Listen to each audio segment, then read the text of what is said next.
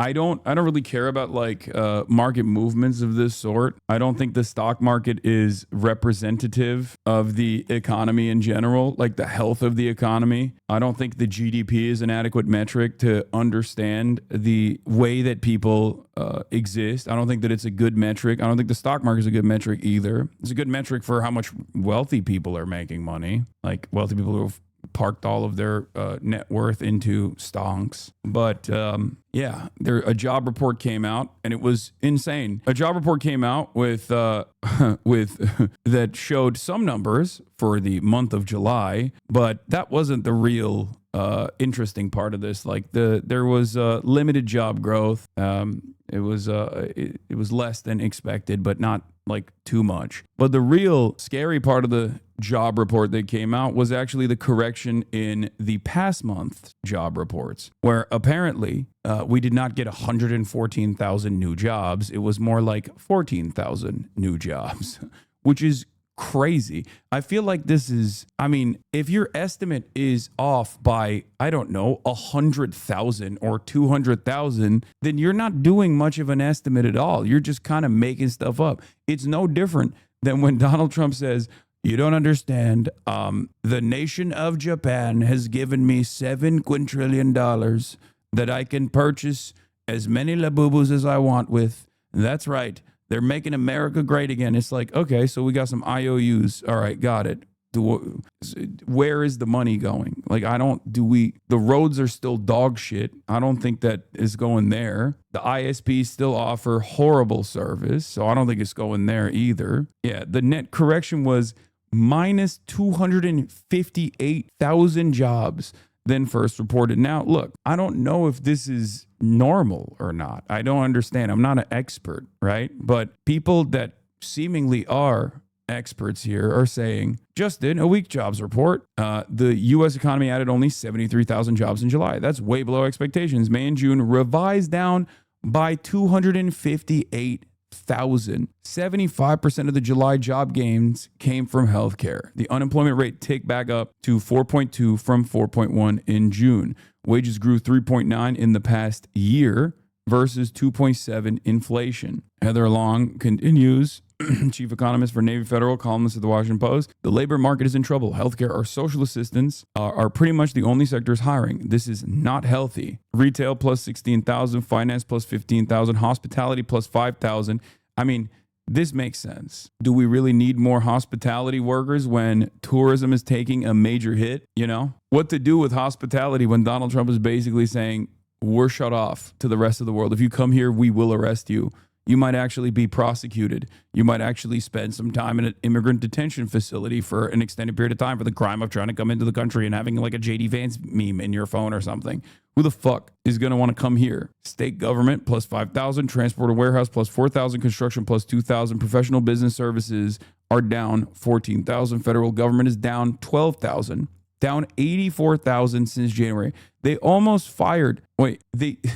There were almost 100,000 people that lost jobs in federal government. 11,000 in manufacturing, directly tied back to tariffs and the tariffs mania. Because on the one hand, with tariffs, the inconsistency and the instability might be good for Trump's close friends and associates that know that he's not going to pull the trigger on the tariffs or whatever. But obviously, foreign corporations that have manufacturing facilities on U.S. soil do not like that inconsistency. It seems like they will respond by downsizing. This is a predictable outcome. Something that people warned about. Not me, again, not an expert, but experts have warned about. Can't wait until we have a nation that produces nothing except for pain and violence, both in terms of manufacturing weapons, of course, but also domestic pain, so that everyone can be a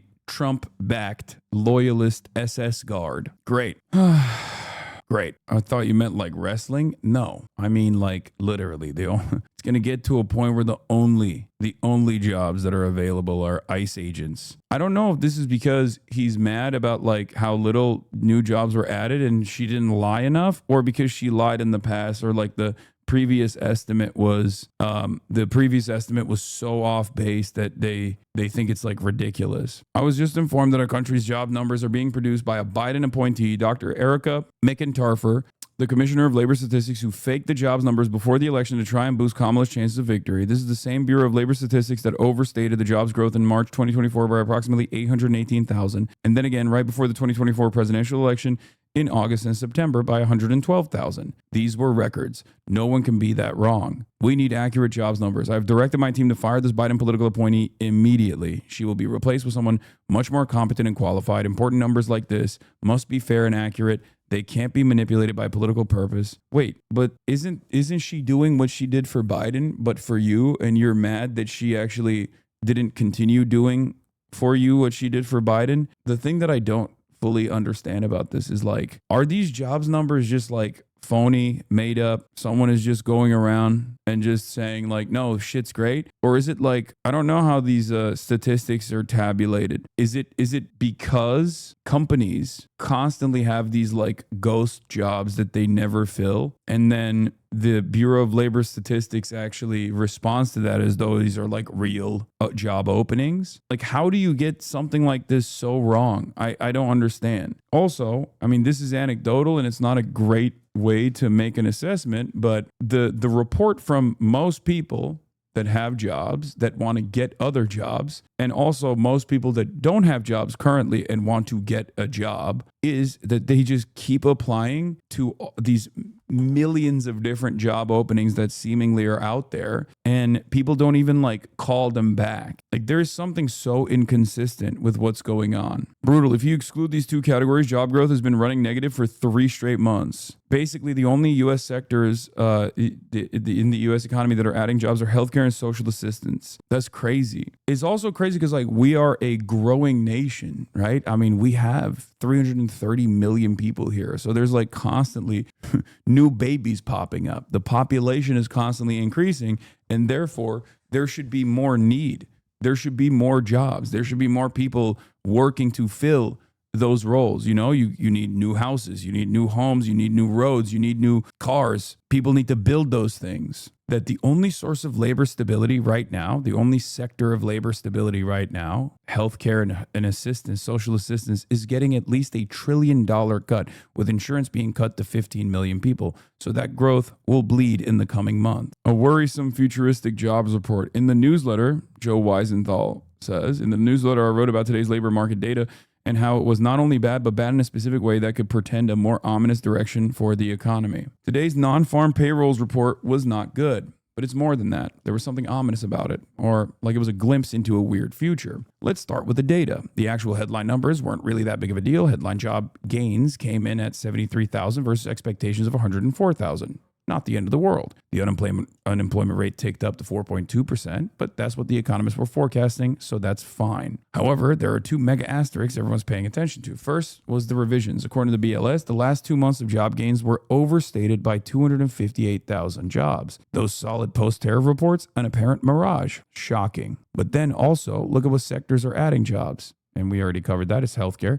73,000 jobs are added in July, and 73,000 of them can be attributed to 2 low productivity sectors that increase mechanically almost every month as society gets more old and infirm. Everything else is stalling at best. It's actually worse than stalling. As Matt Basler noted, without healthcare, the last 3 months of payroll gains look like this: minus 53,000 and minus 45,000 in June, and minus 300 in July. Of course, we know in reality that it isn't just healthcare and social assistance that are growing. There's that whole AI thing going on, which is helping lift the entire stock market to record highs. Yesterday alone, Meta added about $200 billion to its market cap. Everything is so fake, dude. It's completely fake. It's all a speculation for the future that these companies are going to be completely destroying the existing labor pool. Like, that is what people are making money off of right now. The speculation that these companies that use artificial intelligence, okay, are going to be able to gut the existing labor pool. This is one of the best reasons why I always point to the stock market not actually being a good metric for a healthy economy. Because I always use the example of a merger, right? In the aftermath of like a mega merger, 2 companies merging with one another, right? Larger company eats smaller company, whatever. There are always layoffs that come in the process. They eliminate redundancies. Their stock price goes up because they've become more efficient, right? They've become more efficient due to horizontal or vertical integration as a consequence of this merger, or they've become more efficient because they've laid off all of these additional employees. So now you have tens of thousands of people that no longer have a job. They've been taken out of the labor force. They're clearly not doing better. Tens of thousands of families are now doing worse than they were before. And yet the stock performance looks great for those who actually are wealthy enough to have been able to purchase stocks in this company are now doing better overall. How can you look at a system like this and still think this is a perfectly healthy way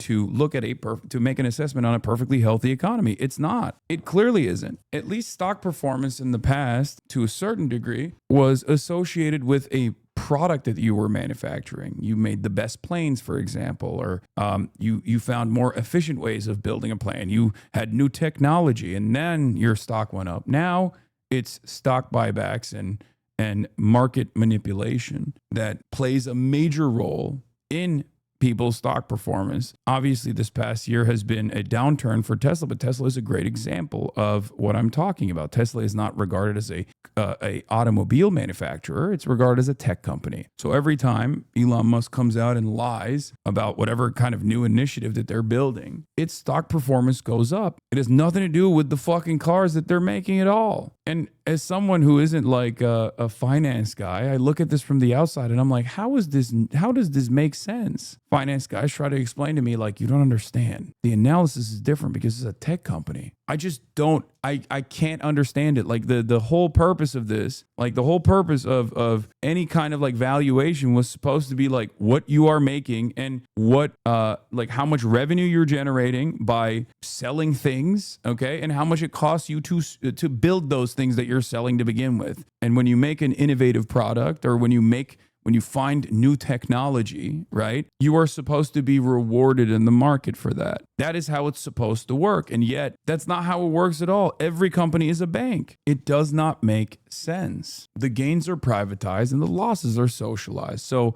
whenever companies are doing well, it's the wealthy that are doing really well as a consequence of that. And when the stock market is doing poorly, well, then everybody suffers. Of course, the wealthiest suffer significantly less. I don't know. I'm not a very intelligent person, especially when it comes to this kind of stuff. It's not my forte. But to me, it just feels so made up and so fake. And yet people defend this despite the fact that they're not getting anything out of it.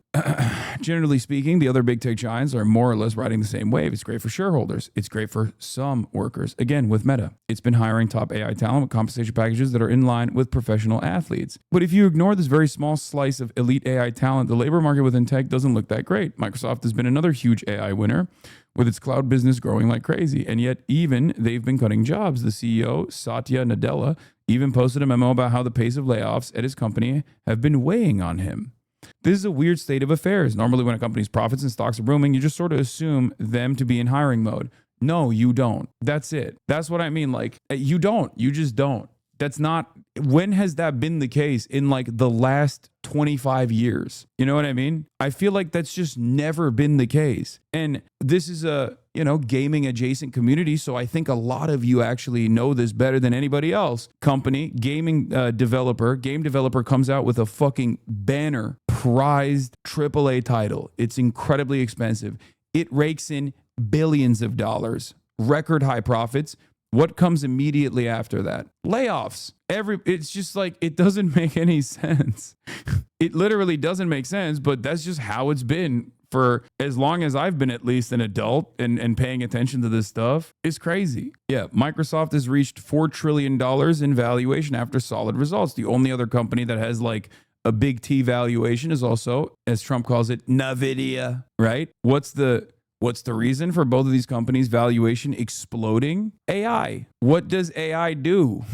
They are getting tremendous stock performance for focusing their efforts on something that is a labor displacement mechanism. It is shredding labor. It's supposed to work to shred labor. So if you think about the current state of the U.S. economy, there's something vaguely futuristic about it. A very tiny handful of people getting generationally wealthy and powerful. A broad swath of people seeing their personal balance sheets improve because the stock market has been so hot. You could argue that the stock market has become something of a privatized UBI for people fortunate enough to have bought in. And then the only areas of actual widespread job growth being in areas that are tied to aging and health, much of which is sustained by widening deficit spending. What we're not seeing is any kind of general expansion activity across the economy. A bad jobs report here or there is not the end of the world. They happen from time to time and people freak out and then they forget about it. However, the specific contours of this moment feel like a glimmer of a stranger, less comfortable future. It's interesting to observe the market today. 2-year yields are down sharply about 21 basis points, as you would expect, because the weakness in the data make the case for sooner cuts and more of them.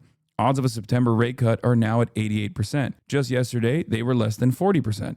And yet the action at the long end of the yield curve is less dramatic, with the yield on the 10-year down closer to 15 basis points. The market is telling us that over the long term, conditions will still warrant elevated interest rates, even if we're in a moment of stall. In fact, this is generally a problem for both the Fed and the White House. Today's data certainly make the case for cuts look stronger. In fact, at 8 a.m. this morning, Fed Governor Waller put out a statement explaining why he voted for a cut this week. And the argument holds up well. But if the goal is to revive the housing market or to reduce interest payments on the debt, which seems to be what Trump is interested in, it's not clear that we're going to get much juice from the squeeze on cuts. We are experiencing the final stage of Reagan-era neoliberalism in the United States of America.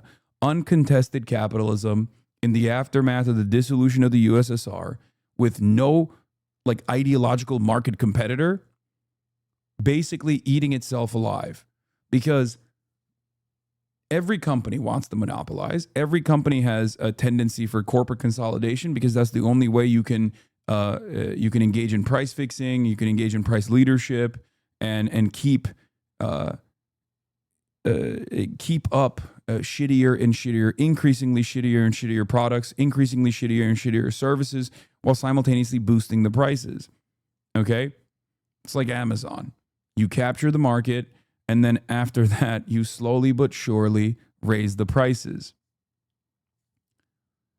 And if that's the case, and there's no regulation whatsoever against endless amounts of profit seeking from corporations, and corporations basically use the government like a fleshlight, okay?